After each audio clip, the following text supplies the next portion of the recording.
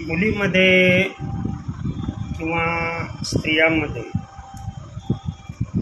वय झाल्यानंतर सुद्धा म्हणजे साधारण 12, 13, 14 वर्षाच्या पुढे वय होऊनही विटाळ येत नसेल, लक्षात आलं का? तर त्याच्यावरती जालिम उपाय मी पुढे सांगतोय.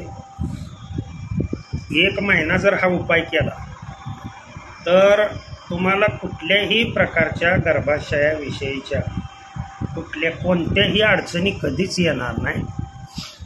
कारण विटाळ जर नाही आला तर लक्षात ठेवा पुढं अपत्य होणं, आणि तोही विटाळ जर रेग्युलर येत नसेल, ब्लड फ्लो जो आहे तो जर व्यवस्थित होत नसेल आणि वेळच्या वेळेला जर येत नसेल तर पुढं अपत्याचा फार मोठा प्रॉब्लेम निर्माण होतो. आमच्या संत सोयराबाई बरं का,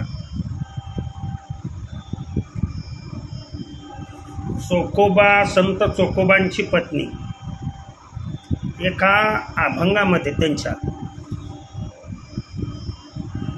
सरळ सरळ अगदी धडक बोलतात. मी पुराव्याशिवाय बोलत नाही म्हणून सांगतोय. विटाळा वाचोनी उत्पत्तीचे स्थान,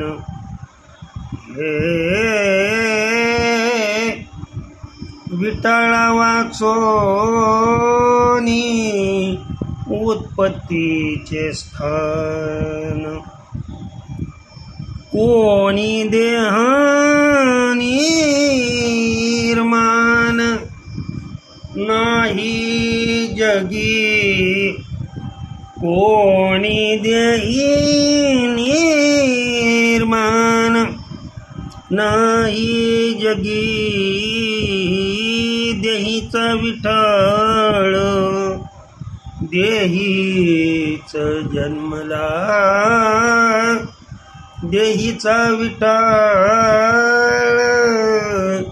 देहीच जन्मला, सोवळा तो झाला कवन वर्ण, कवन वर्ण, कवन वर्ण, देहीचा विठ्ठल देहीच जन्मला.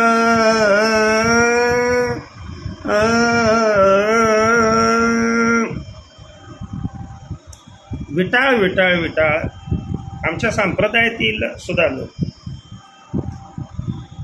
विटाळ याला, अहो तुम्हाला सांगतो, जन्मता विटाळ मरता विटाळ, मध्ये हा पर्व काळ. विटाळ हा आधी बी आहे आणि अंती बी आहे, लक्षात आलं का? परंतु जो मधला जो काळ आहे तो पर्व काळ आहे, ध्यानात येते तुमच्या. त्यामुळं कीर्तनात जाताना किंवा दिंडीत सहभागी होताना, आता तो भाग मी पुढे व्हिडिओमध्ये टाकीन मी, स्त्रियांनी सहभाग घेतल्यानंतर किंवा स्त्रिया त्या चिंतेत असतात तर त्याबद्दल व्हिडिओ मी टाकतोय पुढे, आलं का लक्षात? 27-28 तारखेपासून प्रस्थान होतं. तर अशा स्त्रियांनी विटाळाची काळजी करायची आवश्यकता नाही. परंतु आज उपाय मी जो सांगतोय, काही मुलींना लक्षात ठेवा, 20-20 वर्ष, 21-21 वर्ष वय झालं तरी विटाळ येत नाही, किंवा काहीची लग्न होऊन सुद्धा विटाळ रेग्युलर न आल्यामुळं, आणि विटाळ रेग्युलर न आल्यामुळं प्रॉब्लेम इतके मोठे क्रिएट होतात की पुन्हा मुलं व्हायला प्रॉब्लेम होतो. आणि तुम्ही गेला, लक्षात ठेवा, हे कारणं देऊन कोणाकडे, तर ती समोरची व्यक्ती तुम्हाला लुटल्याशिवाय राहत नाही. त्याच्यामुळं मी अख्खे हात जोडून प्रार्थना करतो की संत वचनावरती विश्वास ठेवा बरं का. तर ह्याच्यावरती मी आयुर्वेदिक अगदी घरच्या घरी करता येणारा उपाय हा 0 खर्चामध्ये, आलं का लक्षात? तर यासाठी तुम्ही काय करायचं आहे, कोरपड माहीत आहे सगळ्यांना, गोरपड नाही, कोरपड, गोरपड वेगळी. कोरपड हा प्लॅन्ट आहे म्हणजे वनस्पती आहे. तर कोरपड हा सरपटणाऱ्या प्राण्यामध्ये येतो.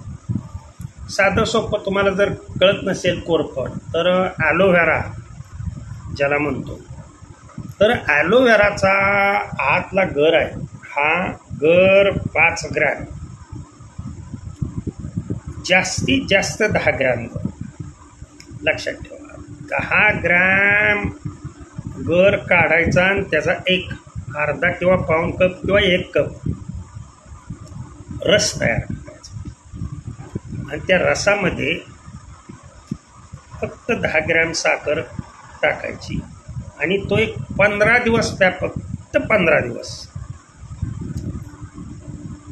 महिनाभर पिल्यानंतर तुम्हाला विटाळाचे किंवा गर्भाशयाचे कुठलेच आजार होणार.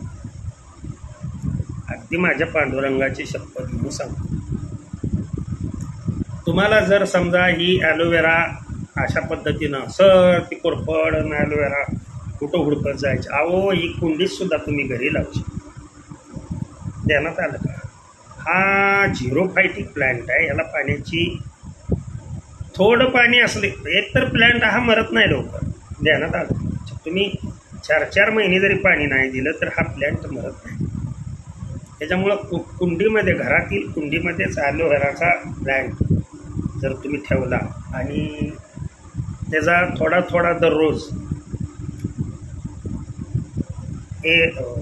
थोडं थोडं पान काढून आतला गर काढून त्याचा जर ज्यूस रस म्हणा, त्याच्यामध्ये 5 ग्रॅम 10 ग्रॅम साखर टाकून, जेवढा 5 ग्रॅम जर तुम्ही गर घेतला तर 5 ग्रॅम साखर घ्यायची आणि ते मिक्सरमध्ये त्याचा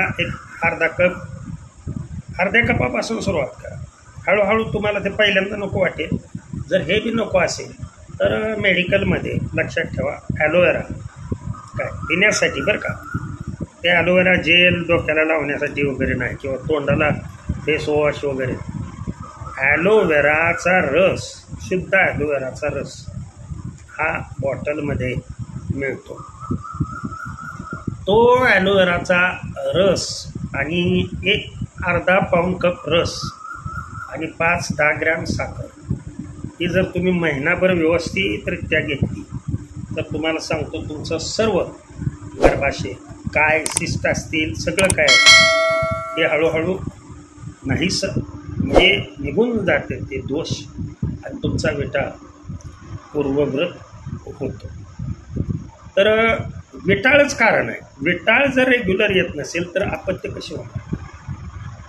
त्याच्यामुळे विटाळ रेग्युलर येण्यासाठी आणि मुलं होण्यासाठी हा उपाय अतिशय व्यवस्थित घरगुती उपाय मी सर्वांनाच सांगतोय.